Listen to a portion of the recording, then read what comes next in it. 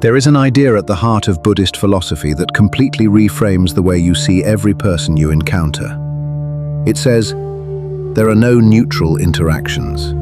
Every connection you make, no matter how brief, no matter how casual you thought it was, plants something in the other person and in you. Today I want to talk about what that means when it comes to the way we enter people's lives and leave them, and why the law of cause and effect doesn't care whether you meant to hurt someone or not. Buddhist philosophy teaches that cause and effect are not two separate events connected by time. They arise together. The moment you act, the consequence already exists, even if it hasn't surfaced yet. The lotus flower is used to illustrate this. It blooms and seeds at the same time. The ending is already present in the beginning. Most of us think about cause and effect like dominoes. I do something, time passes, a result appears. This teaching is more radical than that. It says, the cause is the effect. What you plant in someone's life in the first moment of connection already contains what will grow from it. Apply this to human relationships and the implications are immediate. The moment you enter someone's emotional world, the first warmth, the first attention, the first signal that you find them worth seeing, you have already made a cause. You cannot unmake it. The only question now is, what will it produce? Buddhist philosophy does not treat the self as an isolated unit.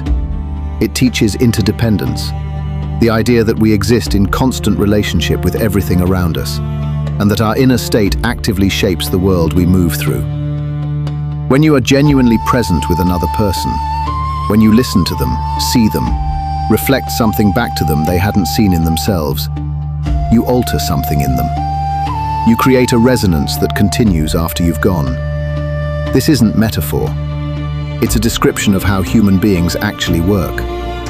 We are changed by the people who pay attention to us. We carry the marks of the connections that mattered, and sometimes the connections that ended badly.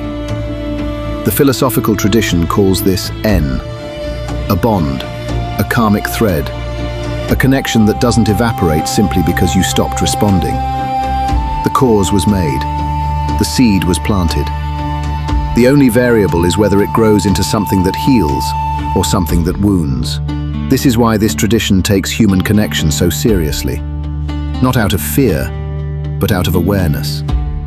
The person in front of you is not a prop in your story. They are a universe running their own causes and effects, and you are participating in that universe whether you intend to or not.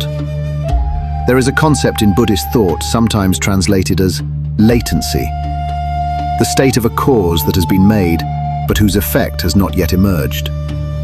Think of it as potential energy. It doesn't disappear, it waits. When we abandon people without closure, when we leave questions unanswered, wounds unnamed, connections severed without acknowledgement, we don't neutralize the cause. We push it underground, where it lives, unresolved, in both people. For the person left behind, it lives as the question they keep asking. What did I do? What changed? Why did they show up if they weren't going to stay? That question is not just psychological discomfort. It is an unresolved cause looking for an effect that never came. For the person who left, it lives in the pattern. Because unresolved causes don't stay dormant. They replay. The same avoidance in the next relationship. The same retreat when things get real. The same discomfort with depth. The cause you refuse to complete finds new material to work with. You don't escape the consequences of your actions by ignoring them. You just defer them, and they compound. This philosophical tradition is not passive. It is not about accepting what happens to you with serene detachment and calling it wisdom. It is fundamentally about agency, about making causes that are worthy of the life you want to build. From that place of awareness, what does it actually look like to be responsible for the causes you make in relationships? It looks like honesty before entry. If you know you can't stay, don't begin, or begin with transparency about what you can offer. It looks like completion before exit. If you open something, close it with care. A real conversation, an acknowledgement. The simple human act of saying, "This mattered, and here is where I am." It looks like courage in the uncomfortable moments, the willingness to say something that costs you ease because it is what the other person needs to move forward. This is not noble, it is not exceptional. In this framework, it is simply the basic responsibility that comes with being a conscious human being who affects the world around them. Buddhist philosophy has a principle sometimes called the oneness of self and environment. The idea that you and the world around you are not separate, that what you do to others, you are also doing to the fabric of your own life.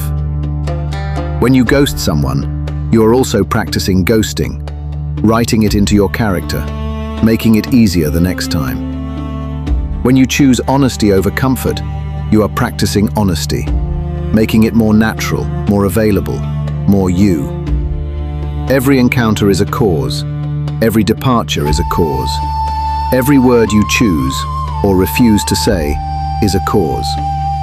Plant causes worthy of the life you want, and treat the people your life touches as if their inner world is as real and as sacred as yours. Because it is. Save this if a connection once left you still waiting for an answer that never came. And share it with someone who needs to understand the weight of what they awaken in others.